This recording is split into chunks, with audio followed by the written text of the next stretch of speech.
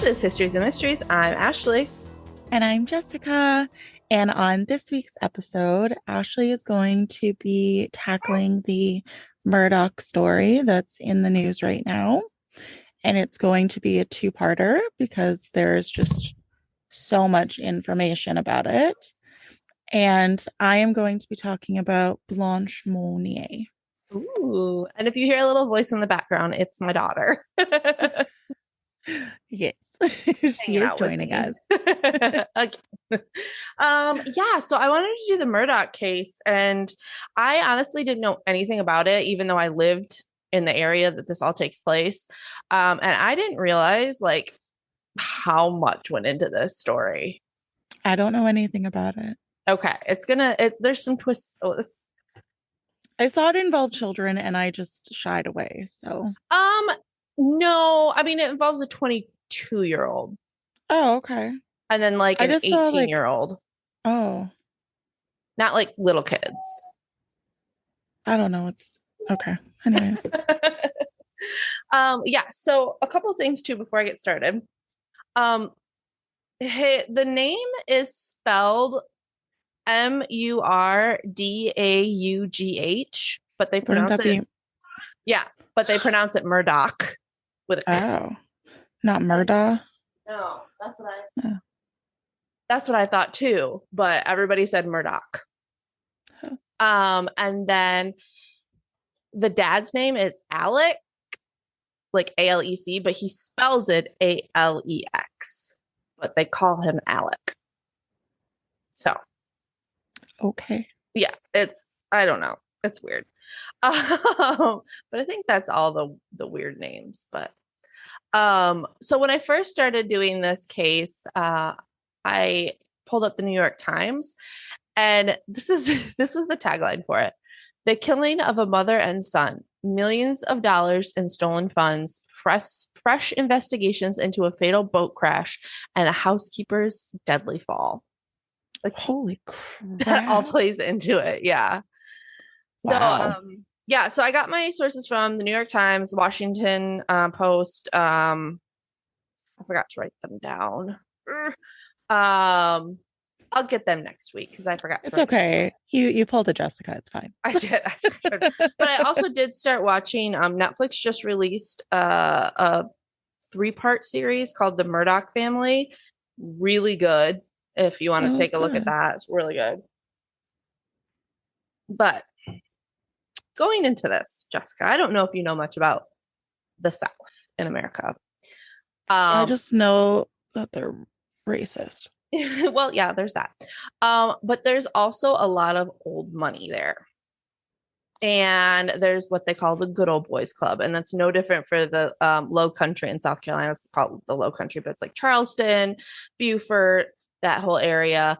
Kind of the old money there kind of controls a lot. They don't really always they don't really always have to answer to the law like other people do. So going into this, the Murdaughs are extremely wealthy family. They have old money. They've been there forever. So keep that in mind as we go through the story.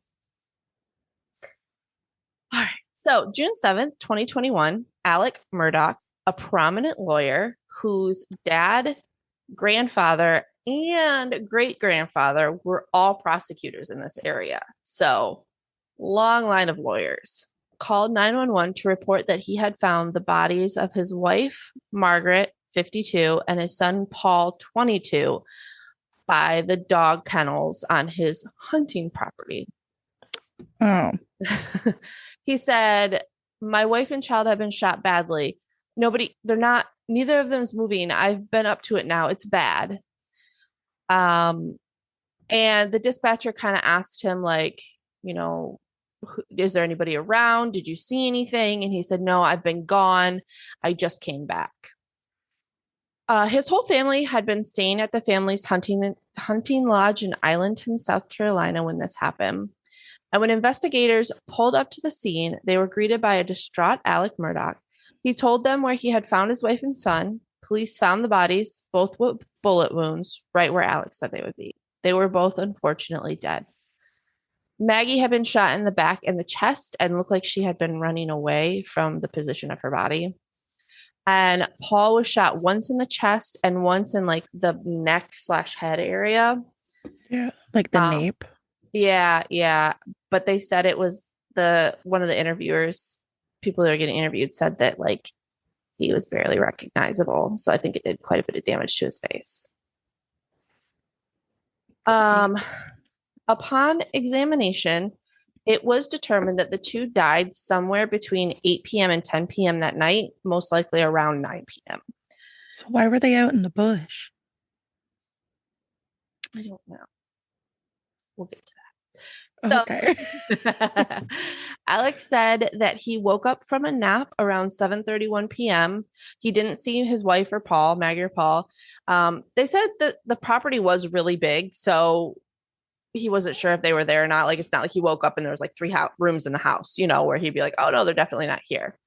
So he just shot them both a text at about 8:05 p.m. and said, I'm going to check on mom and dad. His mom and dad were both pretty sick. His mom had dementia and his dad's health was like not well. So he went to check on them. He got back from the visit around 10:20 p.m., which is when he discovered his wife and son. As the investigation starts, police find out that Paul was receiving threats, but none that his family thought were like super credible. But Jessica, why would he be receiving death threats, you ask? Great question. Because he's a dick. Well, that. Um, and to answer that, we need to talk about Mallory Beach back on February 4th, 2019. So this was. Can I just say something? Of course. So does Mara. I don't remember what I was gonna say.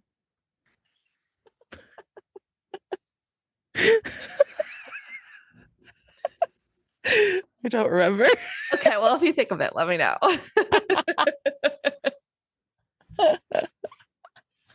Oh my gosh. Okay. Sorry. All right. So this happened 2 years prior to Paul being shot.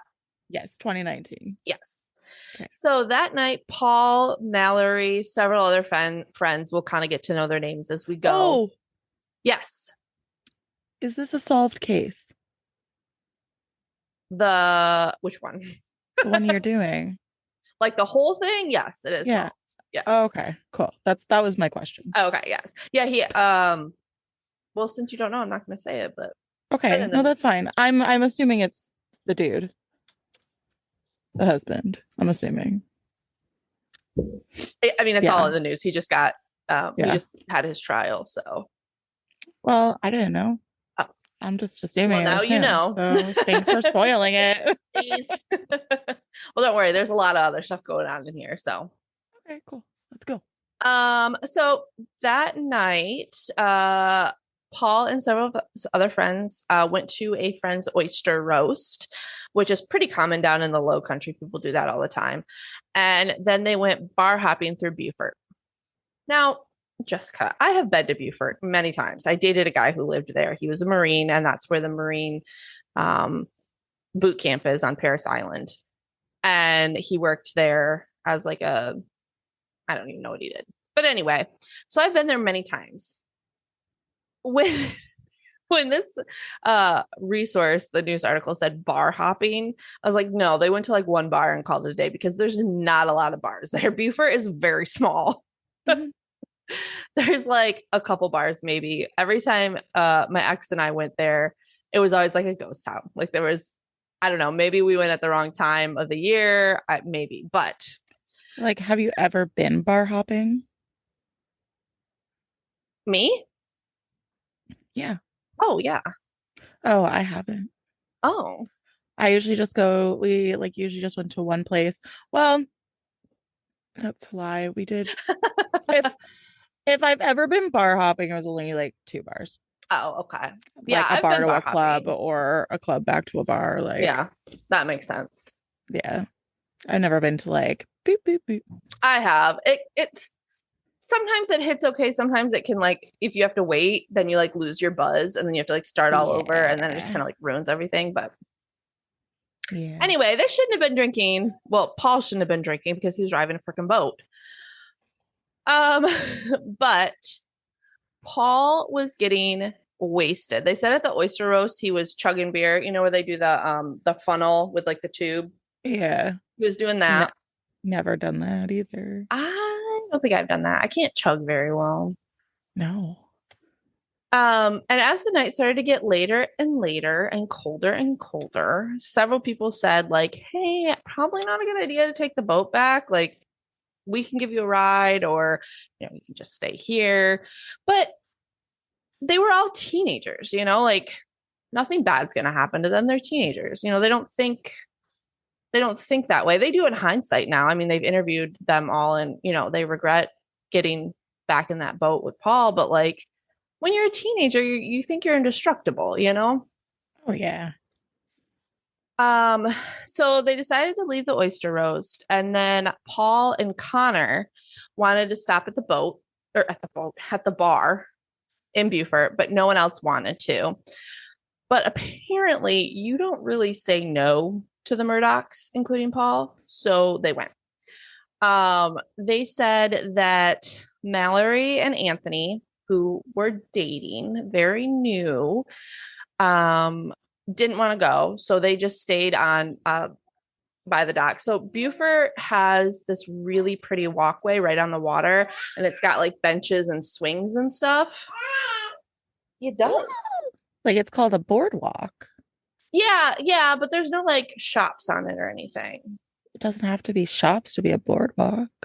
Oh. I don't know. Whenever people say boardwalk, I think of like shops. I don't know. Oh, no, we have one back home and it's we don't have shops. Oh, okay. Yeah, so they Like have there's a boardwalk. yeah. It's really cute. They got like little swings on it, like not like kid swings, you know, like big Yeah. wooden swings. Yeah, Yeah. nice. Yeah, I sat on those many a night with my ex. Oh, nice. He was a good guy, but anyway, he had just gotten divorced, so he was not in the right mind. Didn't work out, but good guy. That's fair. He had just gotten divorced from a blonde named Ashley, too, by the way. Love that. Okay, so Mallory and Anthony stayed on the swings, and you know, they were in that new like honeymoon phase, just started dating. So they were just kind of having like a little romantic time. And only Paul and Connor went to the bar. The rest of them just kind of hung out and waited for them. So when they got back, they said that Paul was like annihilated, like so drunk. And the friends were like, hey, let someone else drive. Like, you're too drunk to be driving. And he was like, no, no, no, no, I got this. This is my boat. I'm driving my boat, blah, blah, blah, blah, blah. And when they got in the boat, one friend said that he was driving terrifyingly. Like, she used the word terrifying. And everyone was yelling at everyone. Apparently, like he was driving in circles and like not driving, you know, where they needed to go. So everybody was mad and like probably all a little drunk and they're cold and they're tired and everybody's just kind of yelling at everybody. And they said Paul would leave the wheel, like he'd just walk away, and Connor would have to go up and like correct the boat so they didn't crash. One of his friends yelled at Paul that if he wasn't going to let anyone else drive, he could at least take them home, like instead of just fucking around, you know? Yeah. And he told her to sit down and shut the fuck up. Oh, nice. She doesn't like this story either. Hello, baby. You're stuck in the microphone. There we go. Oh, and you dropped your pencil. Well, maybe you won't need it. Okay. Hi, honey. Hi, little girl. Can't wait to see you.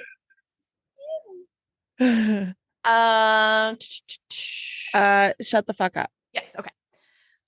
He then turned on Morgan, who was his girlfriend at the time, and their relationship was super rocky. He was abusive and he was an asshole.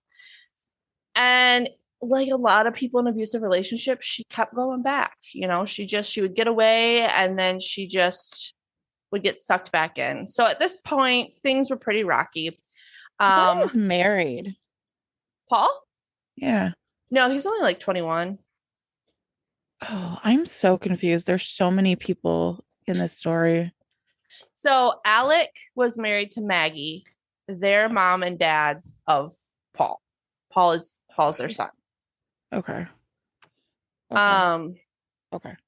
So he turned on Morgan, his girlfriend, Paul, and asked why she wasn't supporting him because like everybody was yelling at him and she wasn't like saying anything because she agreed. Mhm. And she said, "You're acting crazy." And he said, "You know what's crazy? Your father not making enough money to support his family." And then he spit on her and slapped her. Yeah. Oh my God. And at this point, her friends had kind of assumed she was being abused, but like she would never talk about it. And I guess this is the first time that he really like did it in front of everybody. And they were kind of taken aback, I guess. And apparently they did see the bridge coming, but not in time to do anything about it. And right before they hit the bridge, unfortunately, one of the guys told his girlfriend that he loved her. Anthony grabbed Mallory and pulled her into him. He said he heard a scream and then he was knocked out of the boat. So basically, there was 6 people on the boat. All of them except for Connor and Paul were knocked out of the boat. Did people die? So several of them swam to the bank, but Mallory never made it. Oh. They were screaming for her and searching for her, but they never found her. Oh. So Connor immediately called 911. When the police arrived, Deputy Sheriff Steve Domino said that Anthony was agitated. Anthony was agitated, which I mean, his girlfriend's missing and he just got in a boat wreck. So he said he actually tried to rush through the police officer to get to Paul because Paul was smiling. And Anthony screamed at Paul, "You're fucking smiling like it's fucking funny. My fucking girlfriend is gone. I hope you rot in fucking hell." I thought that Mallory was Paul's girlfriend. I'm so confused. Sorry. No, Mallory and Anthony were together. Morgan is Paul's girlfriend. Oh, okay. And then all A's and Connor, M's. Yeah. And then there's Connor and Miley. Okay. I think her name's Miley. It might be Riley. Sorry, it's just there's so many names. And I'm glad you don't understand English yet because I just dropped a lot of F-bombs. The whole time everybody was kind of getting looked at from the ambulance. Morgan had her hand smashed. Connor had hit something and like he had a huge gash in his jaw, and I think like his jaw was broken. And the only thing Paul was worried about was finding a phone to call his grandpa. Oh. When he finally got into the ambulance and made the phone call to his grandpa, he blamed Connor. He said Connor was driving. What a dipshit. Yeah. And this is so crazy to me. When Morgan, who was Paul's girlfriend, and Paul's the jerk, got to the hospital, when Morgan's mom got to the hospital, one of the nurses who was changing Morgan's IV said to Morgan's mom, "I'm not supposed to say this, but Paul is a nasty drunk and you need to get her away from him." Whoa. Another nurse came up to Morgan's mom and said, "Mom to mom, nurse to nurse, you need to keep her away from him." Oh, wow. How bad do you have to be for 2 nurses to say something like that? Yeah. So, of course, the Murdaughs got there, like the whole Murdaugh family, Alec, the dad, Randolph, the grandpa, because they're all still lawyers. They're all still practicing. So they all got there. And they told police that they couldn't interview Paul because he was too drunk. Oh, great. They called Connor's parents and they told them that Connor was driving and not Oh to my worry, gosh. they would take care of him, Jessica. You're gonna go like bring him out back and shoot him? Like what the fuck? Like, I think as in like take care of him as be his lawyer, because he was Oh, the one okay. driving. So don't worry. And this isn't the first time that this whole Murdaugh family lied. So Morgan said that they were driving down the road one night a while ago, her and Paul. Paul was driving and I think he had been drinking and they crashed his truck and it like rolled over and she said there were guns because this is the South. So he had tons of guns in there. There was tons of beer cans. And she's like, okay, well, I'm going to call 911. And he called his dad. And again, the whole Murdaugh family showed up and like hid the guns, took care of the beer cans, turned the car over, and were like, why did you call the police? You're going to get our son in trouble. So this Oh isn't my the first God. time they've covered up something that Paul has done. Well, of course not, right? Yeah, It seems fairly typical of young kids with that kind of money. exactly. And Alec found Connor and whispered in his ear to just be quiet and don't say anything. That's rude. Yeah. So they were all ready to pin this on Connor. Well, and the thing is like, wouldn't you think that the rich kid would get off easier than Yeah. But they the don't care other about the kid? other kid. They just don't want their kid to get in trouble, I guess, you yeah. know? So the Murdaughs then went to work trying to represent all of the kids. So basically, they could control the situation and control what was being said. Jeez. Mr. Randolph, who was the grandpa, went up to one of the parents of the kids and she said, hey, have you heard anything about Mallory?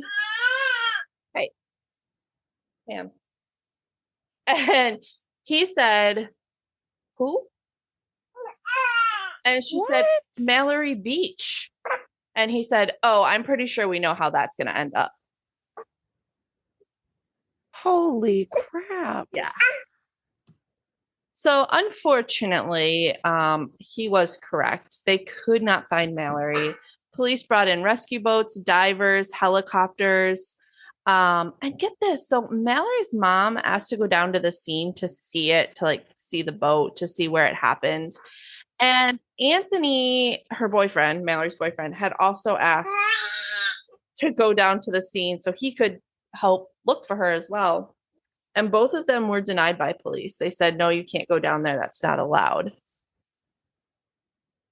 But a few hours later, the Murdaughs were able to go down there and drive to the scene. And Alec's brother was allowed to tow the boat out, which was a crime scene, so shouldn't have been touched. So 3 nights after the accident, this is so bizarre. Alec calls Connor's dad and says, come down, we need to talk. So Alec goes to meet him, or I'm sorry, Connor goes to meet Alec. Alec turns his phone off and puts it in his truck and says, I don't want you to think I'm recording anything. Then he tells Connor's dad to like pick a room. I don't want you to feel set up, so you can pick what room we need. And he said to Connor's dad, I need to know where you stand. I can't mourn the loss of Mallory because I'm worried about what might happen to my son. And Connor's dad said, Alec, I can't think of anything but the loss of that child. And this is so sad. Connor said that he had heard rumors of the Murdaughs making people disappear. So he sat down crying to his dad and said, are the Murdaughs going to kill me? Unfortunately, 8 days later, they found Mallory's body. She had died from blunt force trauma to the head and drowning. So basically, when she flew out of the boat, she hit her head, got knocked out, and drowned.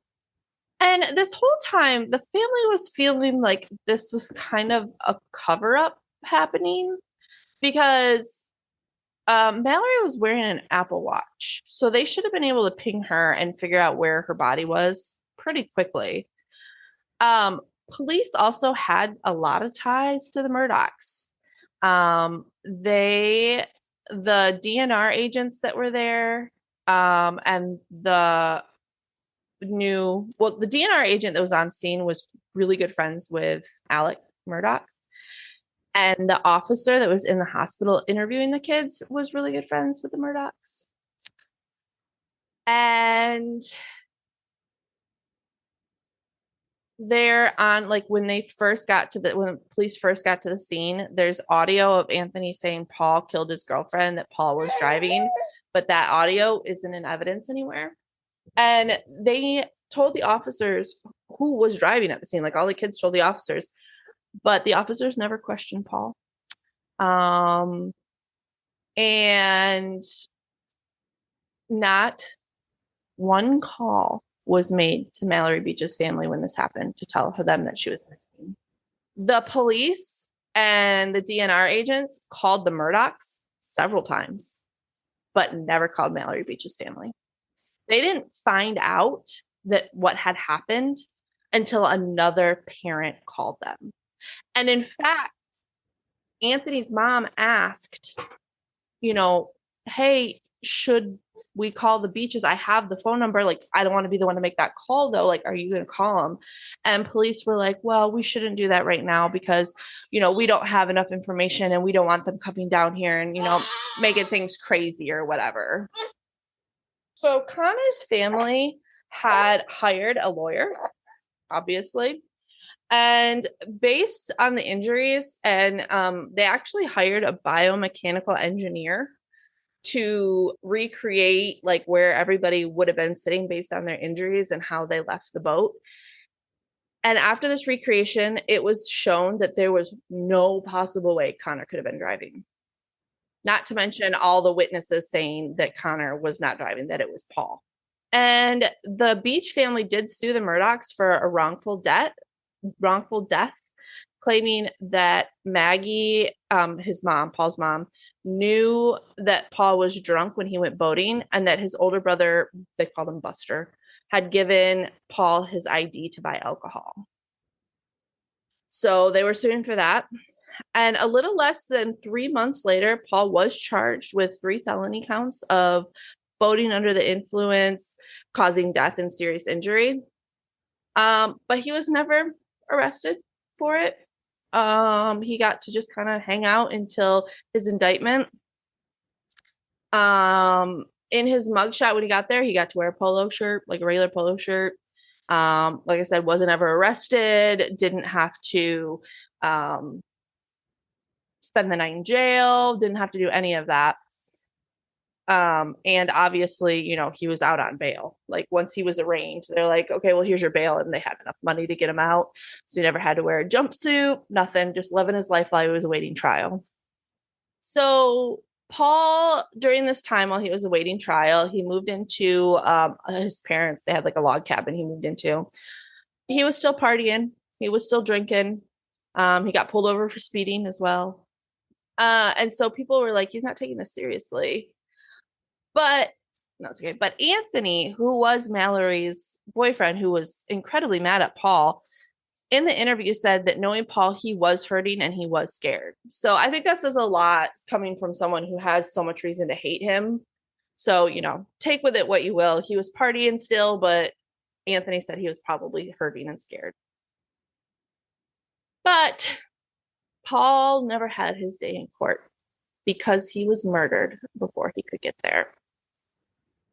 During this time that Paul's case was working through the court prior to his murder, his older brother was kicked out of the University of South Carolina for plagiarism. His mom found out that some of their bills were not getting paid, and she even hired a forensic accountant to help them get back on track. There were also rumors that she had visited a divorce attorney. So, did all of this tension and issues somehow lead to the murders of Paul and Maggie? We'll find out next week. So, we still have the 2 murders to look at. They had a car crash and a housekeeper's deadly fall that we'll talk about next week. There's still so much more to this story. So we're back, and as you can see, we have new outfits on. So our recording last time was like a hot mess. There was computer problems, my baby was crying. It was just a hot mess. So we decided to stop and start over today with Jessica's story. So hopefully things will be a little bit smoother running. I don't have a baby here. I don't have a cat. Okay, perfect. And her microphone's fixed. It fell off. Yeah. So Yeah. Yeah. It was like 10:30, almost 10:30 last night. And I look at Kyle and I'm like, microphone, fix it.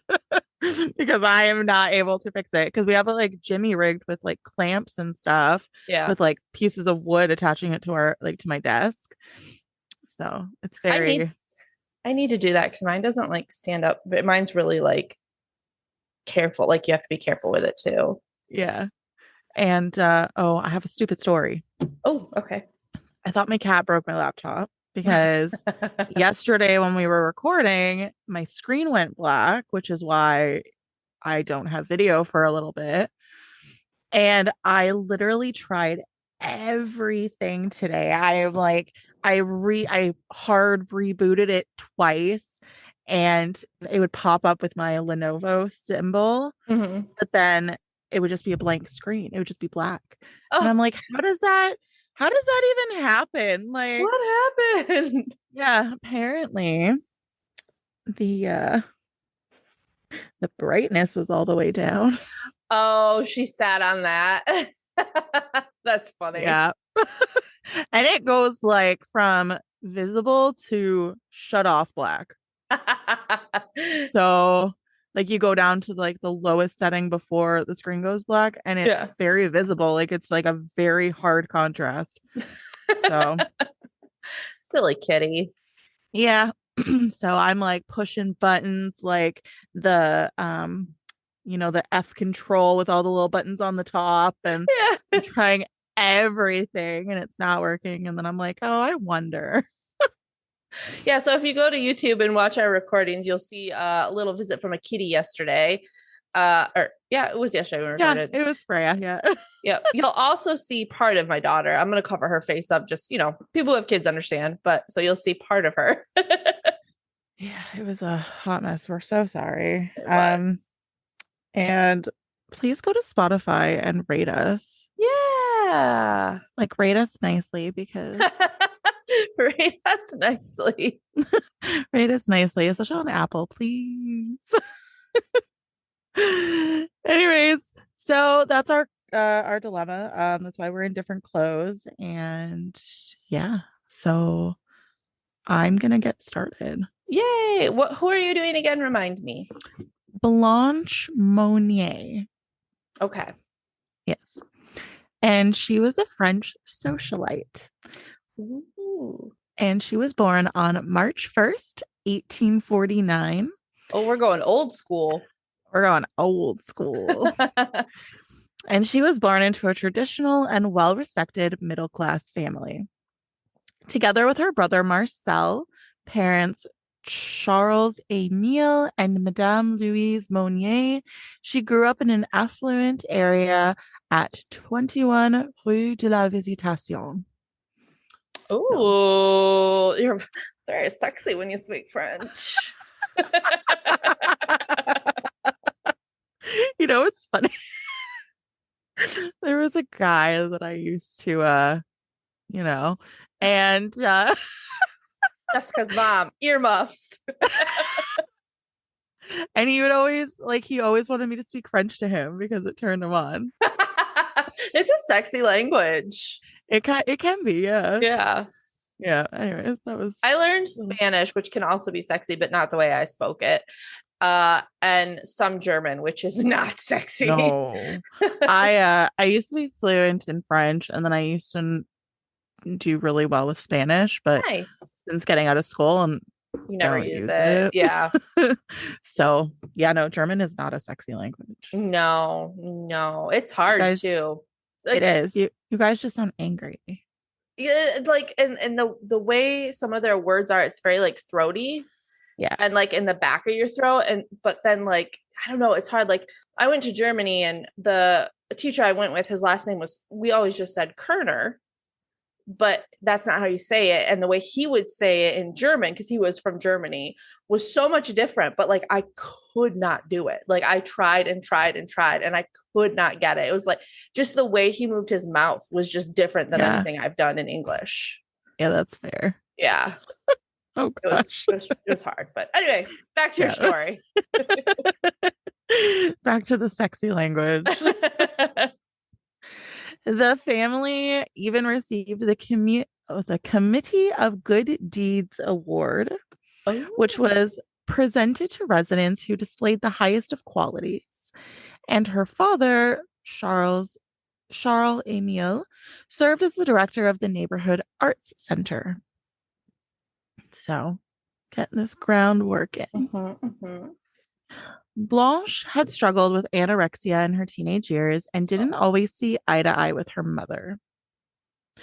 In a weird letter that the Attorney General of Paris received one day in May 1901, it was claimed that a wealthy family in the city was hiding a dark secret.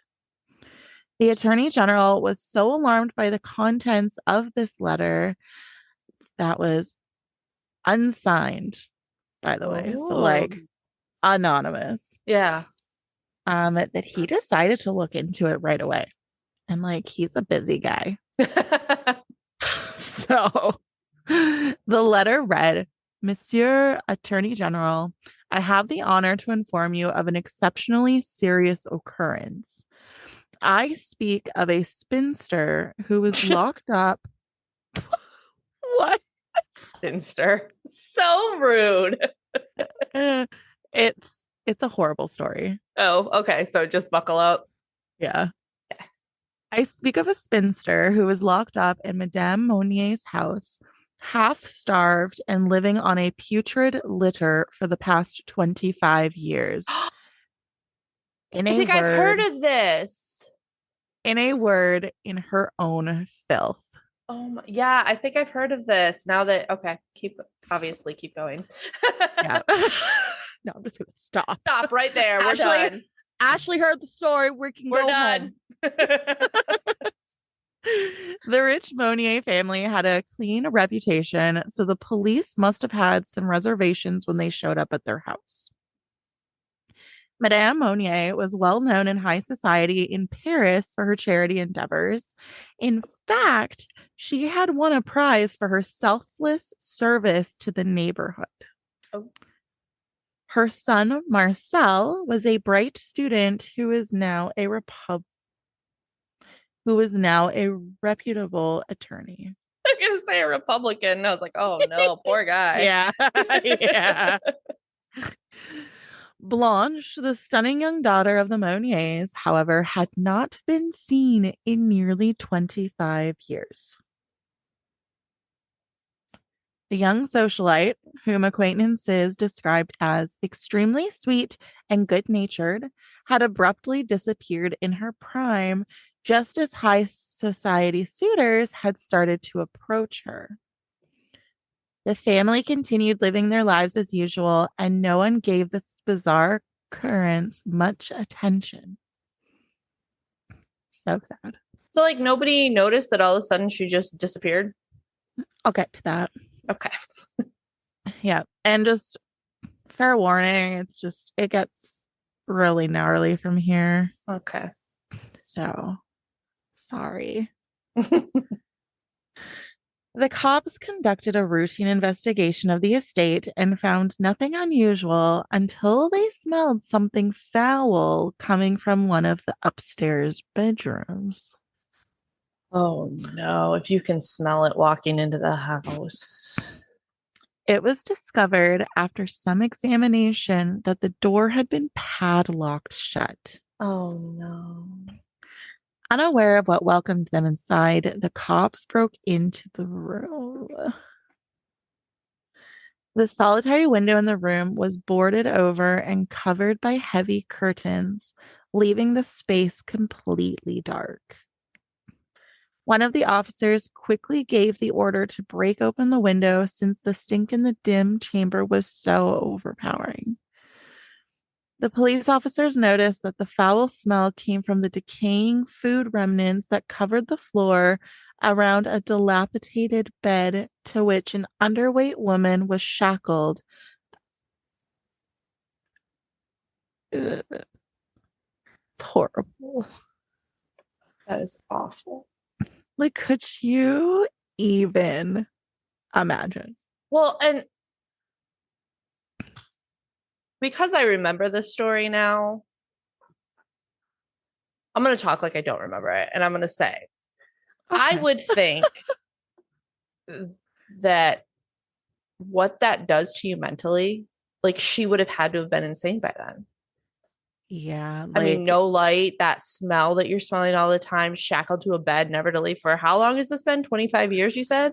25 years. So she's 50 years old now. Yeah. I mean, there's no way you could come out of that sane. Yeah, awful. Oh, So, da, da, da. One officer that was there indicated as soon as light entered the room, we noticed in the back, lying on a bed, her head and body covered by a repulsively filthy blanket, a woman identified as Mademoiselle Blanche Monnier. The unfortunate woman was lying completely naked on a rotten straw mattress. All around her was formed a sort of crust made from excrement, fragments of meat, vegetables, fish, and rotten bread. We also saw oyster shells and bugs running across Mademoiselle Monnier's bed. oh,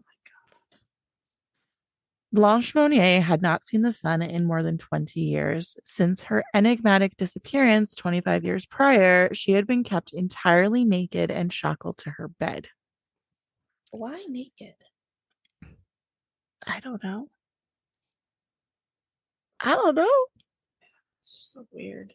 They probably didn't want to clothe her. So it was probably they put her in there with clothes and then the clothes just kind of Yeah.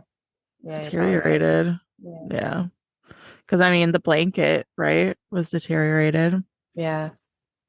So the now middle aged woman was covered in her own filth and surrounded by the vermin that had been drawn in by the rotting scraps, unable to even get up to relieve herself.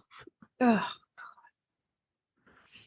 Blanche had been there for 25 years, but the horrified policeman could not stay in the room for more than a few minutes due to the overwhelming stench of dirt and rotting. Oh my God. Immediately, she was rushed to the hospital, and her mother and brother were arrested at the same time. Good. Well, and I'm wondering too how awful that was when they whipped open the shades and she hadn't seen sun in 20 years. That probably hurt so bad. Oh, yeah. Like, you think of the people, like the prisoners that go into solitary confinement for like a week. Yeah. Yeah. And that And seems they, like a week is like, oh my God. yeah, Yeah. 25 years. Wow.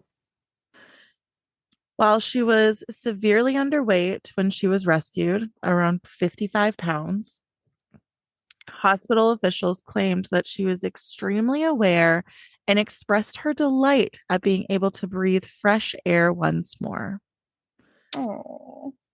And her entire terrible tale slowly started to come into focus. Oh. I can't believe In that she was still with it, you know? yeah, and like not just, yeah, it's crazy. It's awesome that she was able to like speak still. Yeah. Yeah. Yeah. In fact, she had found a suitor all those years before, but sadly, he was an older, less wealthy lawyer rather than the young, wealthy aristocrat Aristocats.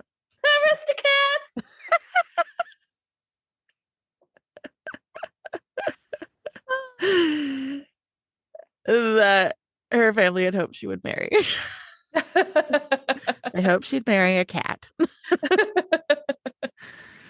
Blanche refused to choose a better marriage despite her mother's advice. Doesn't sound like it was much of advice, more as an order. Yes. Her mother was so disgusted at the fact that Blanche wanted to marry someone that was penniless, so she kept plotting against her. What a psycho. Yeah. Madame Monnier punished her daughter by locking her in a padlocked chamber until she submitted to her wishes. Years passed, but Blanche resisted giving up. She was kept confined to her dungeon even after her lover passed away, which was 9 years into her imprisonment. Why didn't her lover contact the authorities or anything? I will get to that. Oh, okay. And she was kept there with only rats and lice for companionship. Can you imagine the evil that has to be inside you to be able to do something like this to your own child? I mean, to anybody, but Yeah. let alone your own child. Your own child. Yeah. I can't even imagine. The Ugh. household staff and her brother refused to assist her, claiming that they were too afraid of the mistress of the house to take the chance. So, Ashley's burning question: how do they keep it a secret for so long without raising suspicion? Louise and her son Marcel pretended that Blanche had passed away, and they were in mourning in order to allay any doubts or concerns. Even though Blanche's friends and lawyer suitor were curious as to what had happened to her, her mother and brother remained steadfast in their claim that she had suffered a horrible death. And back then, it wasn't like it is now, where there's like officers involved and the medical examiner, and yeah. Yeah. When Madame Monnier was questioned by the police, she asserted that Blanche was to blame for this abuse. She asserted that her daughter had a history of mental illness and had aggressive inclinations. Her son Marcel agreed with these allegations and claimed his sister had every opportunity to leave the torture room, but decided to stay. I'm sure. Yeah.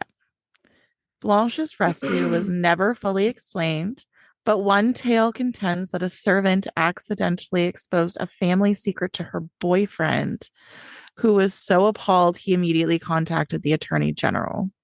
Good for him. An irate mob assembled outside the Monnier home because of widespread outrage, which caused Madame Monnier to have a heart attack. Oh, Yeah. did she die? 15 days after her daughter was freed, she passed away. No, I want her to get some fucking like. I want her daughter to get some justice. Like, she needs to go to prison, and she needs that. Oh, that makes me so mad. I know. I'm pretty sure her brother was let off too. So, after spending decades in her homemade prison, Blanche Monnier experienced psychological trauma that persisted. I bet. And she was diagnosed with an array of disorders. I can imagine. And I'm going to list them. Oh gosh. Okay. So, content warning. These disorders included schizophrenia, of course, coprophilia, which is the intense interest and pleasure in feces and defecation, especially as a source of sexual arousal. Oh, poor thing. Anorexia nervosa and exhibitionism, which involves exposing the genitals to become sexually excited or having a strong desire to be observed by other people during sexual activity. And that makes you think, what else happened to her when she was in that room? Yeah, because those are both very like sex driven, and that, yeah. And how would that happen if you were by yourself? I understand, Yeah. I understand the coprophilia, but not the exhibitionism, because somebody would have had to be there to watch her do those things. Yeah. you know. So, anyways, she spent the remainder of her life in a French sanitarium before passing away in 1913 at the age of 64.